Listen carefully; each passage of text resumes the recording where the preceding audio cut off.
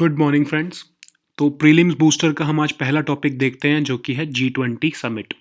अभी रिसेंटली आपको पता होगा कि 15th G20 समिट हमारी अभी रिसेंटली हेल्ड की गई है सऊदी अरेबिया में। तो ये समिट इस बार वर्चुअली जो मेंबर स्टेट्स हैं, जो member head of the states थे, उन्होंने वर्चुअली इसको अटेंड किया है क्योंकि कोविड का सिचुएशन है। तो फिज़िकल जो है वो मीटिंग नहीं हो पाई है। बट हाँ, इसकी जो प्रेसिडेंसी थी इस बार वो सऊदी अरेबिया के पास थी। तो इसलिए ये जो G20 समिट थी वो सऊदी अरेबिया ने ही कन्वे की थी। ठीक है, कन्वेन की थी आई मीन। तो जो G20 समिट है उसके बारे में थोड़ा सा देख लेते हैं, बैकग्राउंड भी देख लेते हैं कि जब 1990s का एशियन फाइनेंशियल क्राइसिस आया तो सारी मेजर इकोनॉमीज़ ने ये रियलाइज़ किया कि इंटरनेशनल फाइनेंशियल सिस्टम को अगर अच्छे तरीके से चलना है तो हम सबको कोऑपरेट करना पड़ेगा। ठीक है, हमको ग्लोबल इकोनॉमी को चलाने के लिए आपस में कोऑर्डिनेट करके पॉलिसीज़ बनानी पड़ेंगी ताकि फाइनेंशियल क्राइसिस जो है वो दोबारा ना आ पाए। तो 1999 में सबसे पहली बार सेंट्रल बैंक के गवर्नर्स और फाइनेंस मिनिस्टर्स की मीटिंग बुलाई गई। G20 फाइनेंस मिनिस्टर्स और सेंट्रल बैंक गवर्नर्स की मीटिंग हुई 1999 में। ठीक है, अब क्या हुआ कि जब 2008 में प्रॉपर एक ग्लोबल फाइनेंशियल क्राइसिस आया तब ये रियलाइज़ किया गया कि अब सिर्फ फाइनेंस मिनिस्टर्स और सेंट्रल बैंक के गवर्नर्स तक ही कोऑपरेशन नहीं रह सकता। हमें सिर्फ फाइनेंशियल जो क्राइसिस है वो सिर्फ इकोनॉमिक कोऑपरेशन ही नहीं, हमें पॉलिटिकल और इकोनॉमिक कोऑपरेशन जो है हमारा वो भी बढ़ाना पड़ेगा। गवर्नमेंट की पॉलिसीज़ सिर्फ फाइनेंशियल पॉलिसीज़ ही नहीं, गवर्नमेंट की पॉलिसीज़ भी और पॉलिटिकल कोऑपरेशन करने की भी ज़रूरत है। तो जब पॉलिटिकल कोऑपरेशन है तो हमको प्रेसिडेंट्स या फिर हेड ऑफ़ द स्टेट्स को भी पार्टिसिपेट करना इम्पॉर्टेंट हो जाता है। तो 2008 के बाद से प्रेसिडेंट्स और हेड्स ऑफ़ द स्टेट में, जैसे इंडिया में हमारे प्राइम मिनिस्टर जो होते हैं वो रिप्रेजेंट करते हैं, यूएस में प्रेसिडेंट रिप्रेजेंट करते हैं। तो ऐसे हेड्स ऑफ द स्टेट्स की भी representation after the financial crisis of 2008 आनी शुरू हुई। ठीक है, पहले नहीं होती थी, अभी भी आप बात याद रखना, पहले सिर्फ फाइनेंस मिनिस्टर्स और सेंट्रल बैंक गवर्नर्स तक ही होती थी ये G20 समिट। उसके बाद से फाइनेंशियल क्राइसिस ऑफ 2008 के बाद से हेड्स ऑफ द स्टेट को भी इसमें इंक्लूड किया गया। अब इसकी प्रेसिडेंसी कैसे डिसाइड होती है? ग्रुप्स में बांटा है कंट्रीज़ को इसमें। तो ग्रुप्स में जैसे पहले ग्रुप में अगर ऑस्ट्रेलिया का नंबर आ गया, नेक्स्ट टाइम की प्रेसिडेंसी में इंडिया का नंबर आ गया, ऐसे सो ऑन चलता रहा। फिर जब दोबारा ग्रुप 1 की बारी आएगी तो उसमें कनाडा का नंबर आ जाएगा। ऐसे करके रोटेशनल प्रेसिडेंसी का एक उसमें सिस्टम है। तो इसमें आप याद रखना कि 2022 की जो समिट है वो, उसमें इस बार इंडिया का नंबर आ रहा है। उसमें जो G20 समिट जो 2022 की होगी वो उसको इंडिया होस्ट करने की प्लान कर रहा है। इंडिया ने प्रपोज किया तो उसका जो प्रपोजल है वो एक्सेप्ट कर लिया गया। ठीक है, अब नेक्स्ट हमारा टॉपिक है अपेडा। अपेडा में आपके लिए इम्पॉर्टेंट क्या है कि अब इसमें तो न्यूज़ में तो ये है कि इस बार फिजिकल मीटिंग्स नहीं हो पाई हैं, तो सारी मीटिंग्स जो इनकी अपेडा की हुई हैं ग्लोबली, जहाँ पे भी इनको प्रमोशन करनी थी अपने एग्रीकल्चर प्रोडक्ट्स की, तो वो सारी वर्चुअली हुई हैं, तो इसलिए न्यूज़ में है। तो अपेडा के बारे में हमको क्या इंपॉर्टेंट है? पहली बात तो सबसे इंपॉर्टेंट चीज़ ये है कि ये ministry of commerce and industry के अंडर आता है। ठीक है, नाम से आपको ये लग रहा होगा कि एग्रीकल्चर या फिर फूड प्रोसेसिंग, तो आपको नाम से अगर ये लगे कि ये एग्रीकल्चर मिनिस्ट्री या फिर फूड प्रोसेसिंग मिनिस्ट्री के अंडर है तो वो आपका जो टॉप पॉइंट होगा वो गलत होगा। ठीक है, ये आता है ministry of commerce and industry के अंडर, क्योंकि ये एक्सपोर्ट डेवलपमेंट की बात कर रहा है। इसका हेडक्वार्टर है न्यू दिल्ली में। एक्सपोर्ट प्रमोशन और डेवलपमेंट ऑफ शेड्यूल्ड प्रोडक्ट्स। अब शेड्यूल्ड प्रोडक्ट्स ये सब आप देख लेना, पढ़ लेना, fruits, vegetables, meat, bakery products, dairy products, ये सारे प्रोडक्ट्स को शेड्यूल्ड प्रोडक्ट्स के एक्सपोर्ट प्रमोशन की बात करता है अपेडा।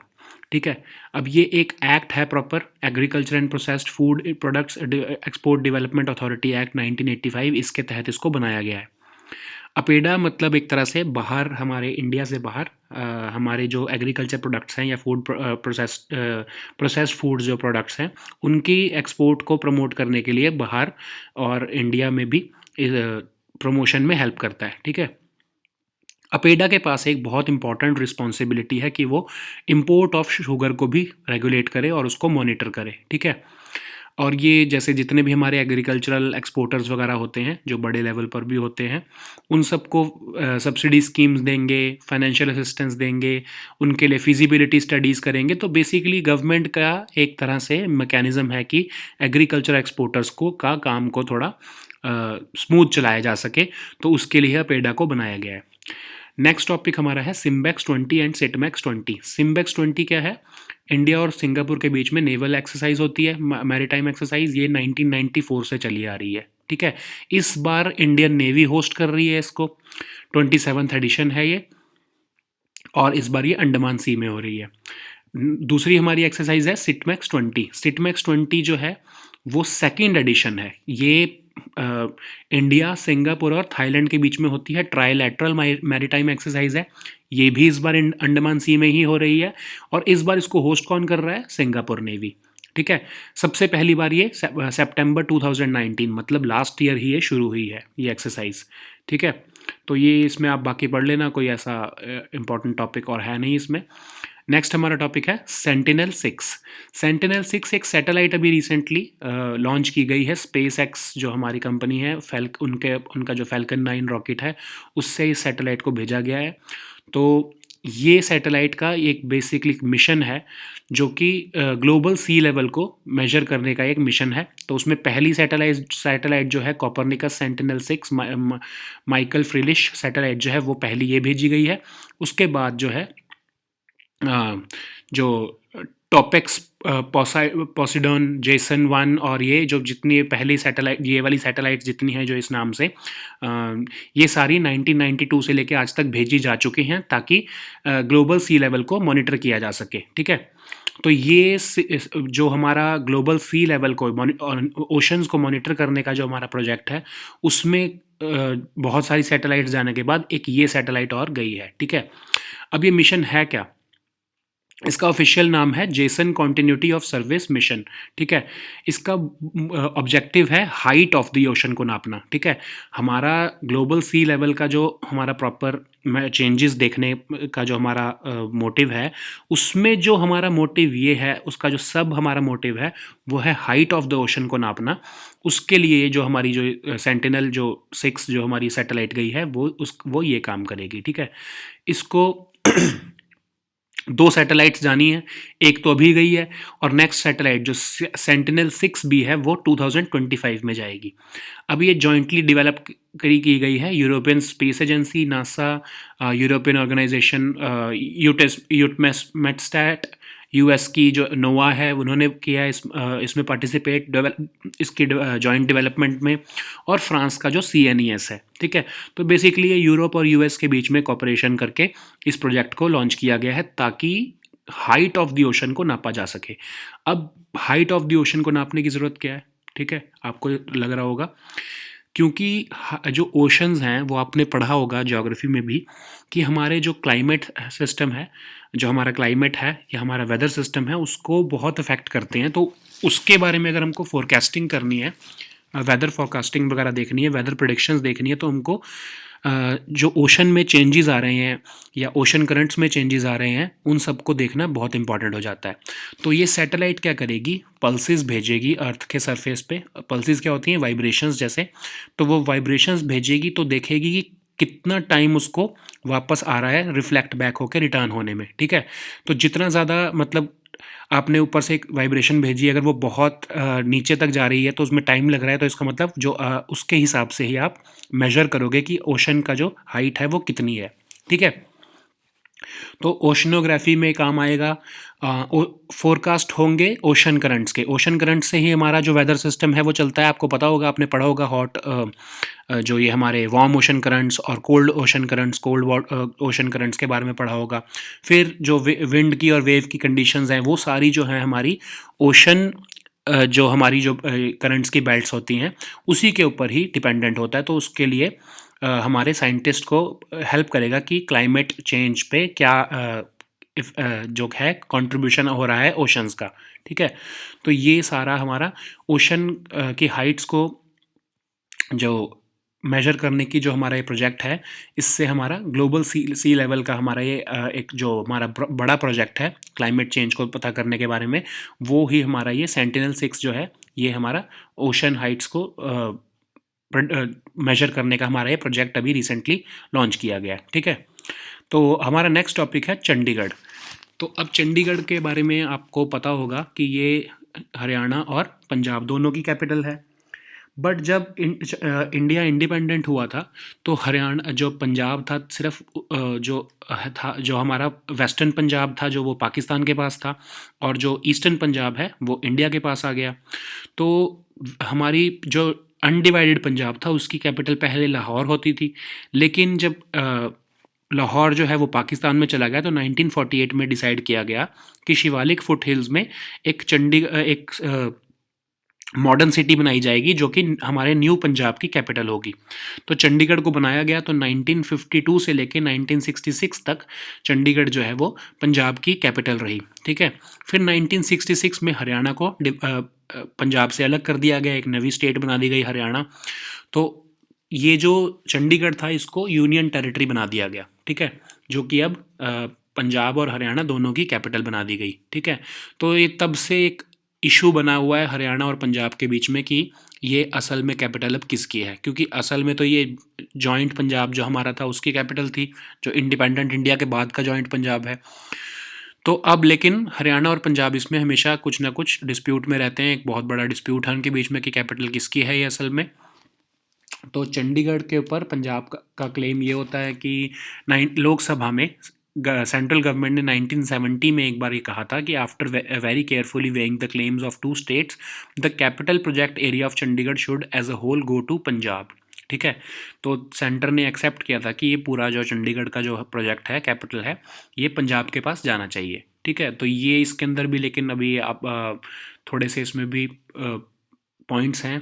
इतना मतलब ऐसा नहीं था कि प्रॉपर पंजाब को देने की बात हुई थी। तो नेक्स्ट फिर हमारा पंजाब कहता है कि राजीव लॉन्गोवाल अकॉर्ड जो हुए थे उसमें भी चंडीगढ़ जो है उसको पंजाब को देने की बात हुई थी, बट राजीव गांधी गवर्नमेंट बाद में इस प्रॉमिस को विड्रॉ कर गई थी लास्ट मिनट पे। हरियाणा क्या काउंटर क्लेम देता है कि क्यों वो डिज़र्व करता है चंडीगढ़ को, क्योंकि वो कहते हैं कि जो 1970 में डॉक्यूमेंट्स दिए गए थे उसमें सेंटर ने बहुत सारे प्रपोजल रखे थे, और उसमें से एक प्रपोजल ये था कि चंडीगढ़ को ही डिवाइड कर दिया जाए दोनों स्टेट्स के बीच में, पंजाब और हरियाणा के बीच में। क्योंकि पंजाब जब डिवाइड हुआ है तो 2 स्टेट्स बन गई, एक पंजाब और एक हरियाणा। तो वो चंडीगढ़ को भी यही कह रहे थे कि पंजाब थोड़ा डिवाइड करके थोड़ा पंजाब को दे दिया जाए, थोड़ा हरियाणा को दे दिया जाए। तो हरियाणा ये क्लेम करता है। तो हरियाणा जो है वो शुरू में सेंटर ने ये डिसाइड किया था कि 5 साल के लिए हरियाणा जो है वो अपने ऑफिस वगैरह बना लेगा, जब तक जैसे अभी हमारा हैदराबाद का कैपिटल का इशू हुआ था कि यूटी बना दिया गया था हैदराबाद को, और जब तक आंध्र प्रदेश अपनी कैपिटल नहीं बनाता था तब तक उसको यूटी बनाने का प्रपोजल था, और जब आंध्र प्रदेश अपनी कैपिटल बना लेता डिफरेंट, तब जो हैदराबाद है वो तेलंगाना के पास चला जाता। तो यही सेम प्रपोजल पंजाब के लिए भी था कि पंजाब और हरियाणा की जॉइंट कैपिटल रहती है यूटी बन के चंडीगढ़, और जब हरियाणा अपनी 5 साल के बाद अपनी कैपिटल बना लेता अलग से, उसके बाद जो ये चंडीगढ़ है वो यूनियन टेरिटरी ना रहते हुए पंजाब के पास ये सिटी वापस चली जाती। लेकिन ये अभी तक हो नहीं पाया। इसके ऊपर पॉलिटिकल इश्यूज चलते रहते हैं। हरियाणा जैसे अभी बोल रहा है कि उसको अपना हाई कोर्ट एक्स्ट्रा डिफरेंट चाहिए, क्योंकि अभी joint Punjab and Haryana high court है, तो वो कहते हैं कि हमें डिफरेंट हाई कोर्ट चाहिए। तो ये सारी पॉलिटिकल मड स्लिंगिंग जो है ये होती रहती है यहाँ के पॉलिटिशियंस के बीच में, ठीक है। तो ये रीसेंट अभी ये न्यूज़ में क्यों चल रहा है, क्योंकि जो हरियाणा के डिप्टी सीएम है दुष्यंत चौटाला, उन्होंने कहा कि पंजाब और हरियाणा दोनों को ही चंडीगढ़ को एक यूनियन टेरिटरी मान लेना चाहिए और अपनी अलग कैपिटल्स और हाई कोर्ट के बेंचेस को बना लेना चाहिए। उन्होंने कहा कि चंडीगढ़ पे दोनों ही क्लेम छोड़ दो और अपनी अपनी कैपिटल अलग बना लो और हाई कोर्ट के बेंचेस को भी अलग बना लो। तो ये चंडीगढ़ इसलिए न्यूज़ में चल रहा है, तो इसलिए आपको पता होना थोड़ा सा ज़रूरी है। नेक्स्ट टॉपिक हमारा है स्टडी ऑन रेडिकलाइजेशन। अभी यूनियन होम मिनिस्ट्री ने status of radicalisation in India के लिए मंजूरी दे दी है, इस स्टडी को करने के लिए मंजूरी दे दी है, ताकि रेडिकलाइजेशन शब्द की लीगल डेफिनेशन बनाई जा सके, ठीक है। और उस शब्द की डेफिनेशन बनने के बाद यूएपीए जो हमारा एक्ट है उसमें क्या चेंजेस आएंगे उसको भी सजेशन उसी स्टडी के उसी कमेटी को कहा है कि आप स्टडी करके हमें बताइए। अब ये स्टडी है, करेगा कौन ये study? Bureau of police research and development. अब ये bureau of police research and development क्या है? हमारी होम मिनिस्ट्री के अंदर ही एक पुलिस रिसर्च का एक ऑर्गेनाइजेशन है, बॉडी है, जो कि पुलिसिंग में और ये जितनी भी हमारी पुलिसिंग की प्रॉब्लम्स होती हैं उसके अंदर जो रिसर्च एंड डेवलपमेंट का काम करती है। जितनी भी हमारी प्रिजन रिफॉर्म्स कौन से आने चाहिए, या फिर जो हमारी पुलिस रिफॉर्म्स के आने चाहिए, उसके ऊपर ही ये मॉडर्नाइजेशन ऑफ पुलिस फोर्स का कैसे की जा सकती है, उसके ऊपर ही ये काम करती है। तो ये बीपीआरडी को ही ये टास्क सौंपा गया है। ठीक है, अब ज़रूरत क्यों है ये स्टडी करवाने के लिए? अब आपको ये पता होना चाहिए कि रेडिकलाइजेशन जो है वो कोई पुलिसिंग इशू नहीं है सिर्फ। ठीक है, ऐसा नहीं है कि रेडिकलाइज कोई अगर कोई यूथ है तो उसको पुलिस जो है वो मतलब सज़ा दे के ही उसको ठीक कर सकते हैं। ये एक तरह से क्या है कि एक सोसाइटल प्रॉब्लम है। असल में है क्या ये? रेडिकलाइजेशन होती कैसे है कि मिस इंटरप्रिटेशन की जाती है हमारी होली बुक्स की, कुरान की, गीता की या बाइबल की। उससे जो हमारा यूथ है वो बरगला जाता है, ठीक है, मिसगाइड हो जाता है। तो वो यही कह रहे हैं कि हमको इनको रेडिकलाइज जो सेक्शंस है हमारे जो यूथ हैं वो कोई कल्प्रिट्स थोड़ी हैं, वो तो सिर्फ मिसगाइडेड लोग हैं। उनको हम right thinking people of community को इन्वॉल्व करके इन मिसगाइडेड यूथ को हम ठीक कर सकते हैं, डी रेडिकलाइज कर सकते हैं। तो ये एक महाराष्ट्र का मॉडल है, महाराष्ट्र ने ऐसा करके दिखाया है कि राइट थिंकिंग पीपल जो हैं कम्युनिटी के उनको मोबिलाइज किया, और जो रेडिकलाइज सेक्शंस थे उस कम्युनिटी के उनको डी रेडिकलाइज करने में उन्होंने हेल्प किया। और नीड क्यों है ये स्टडी करने की, रेडिकलाइजेशन को स्टडी करने की? क्योंकि यूनाइटेड नेशंस की 26th रिपोर्ट जो है आईएसआईएस के ऊपर जो है वो बता रही है कि केरला और कर्नाटका में बहुत से जो मेंबर्स हैं एक सर्टेन कम्युनिटी के, वो आईएस और अलकायदा के से बहुत ज़्यादा इंस्पायर हो चुके हैं, क्योंकि मिस रिप्रेजेंटेशन ऑफ रिलीजन की ही बात है। मिस रिप्रेजेंटेशन ऑफ रिलीजन करते हैं ये आईएस और अलकायदा वाले, और जो यूथ है उसको मिसगाइड करते हैं। ठीक है, अब यूएपीए को थोड़ा सा देख लेते हैं, क्योंकि ये इसमें भी अमेंडमेंट्स की बात हो रही है कि इसमें क्या अमेंडमेंट्स होनी चाहिए रेडिकलाइजेशन के कंटेक्स्ट में।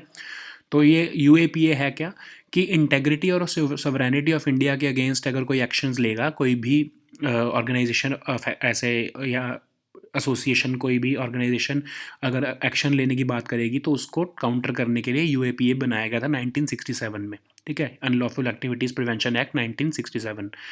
तो पोटा की तरह यही एक सिर्फ कानून है। पोटा तो रिपील कर दिया गया 2004 में। अब उसके बाद सिर्फ एक यही ऐसा कानून है, यूएपीए ही है, जिसके अंदर टेररिज्म को डिफाइन किया गया है। ठीक है, और टेररिज्म या टेररिस्ट एक्ट होता क्या है, टेररिस्ट ऑर्गेनाइजेशन क्या होती है, ये सिर्फ एक अकेला ऐसा ही हमारा लेजिस्लेशन बचा है यूनियन लेवल पे जिससे टेररिज्म को हम डिफाइन कर सकते हैं। ठीक है, अब रिसेंटली इसमें अमेंडमेंट्स की गई हैं कुछ। इसमें क्या कहा है कि पहले तो सिर्फ हम टेररिस्ट ऑर्गेनाइजेशंस को ही लिस्ट कर सकते थे, डेजिग्नेट कर सकते थे। अब हम इंडिविजुअल को भी टेररिस्ट डिक्लेयर कर सकते हैं इसमें। ठीक है, और अगर उस इंडिविजुअल की या उस टेररिस्ट ऑर्गेनाइजेशन की प्रॉपर्टी को जब्त कर रहे हैं, तो अगर पुलिस इन्वेस्टिगेशन कर रही है उस टेररिस्ट एक्ट की, तो डीजीपी लेवल पे हमको प्रायर अप्रूवल लेना पड़ेगा इन्वेस्टिगेटिंग ऑफिसर को। ठीक है, अगर एनआईए उसकी जांच कर रही है तो डायरेक्टर जनरल ऑफ एनआईए की परमिशन लेनी पड़ेगी उस प्रॉपर्टी को सीज करने के लिए। ठीक है, और अब जो इन्वेस्टिगेटिंग ऑफिसर है वो कौन हो सकता है, ये भी थोड़ा हम अमेंडमेंट में बताया गया है।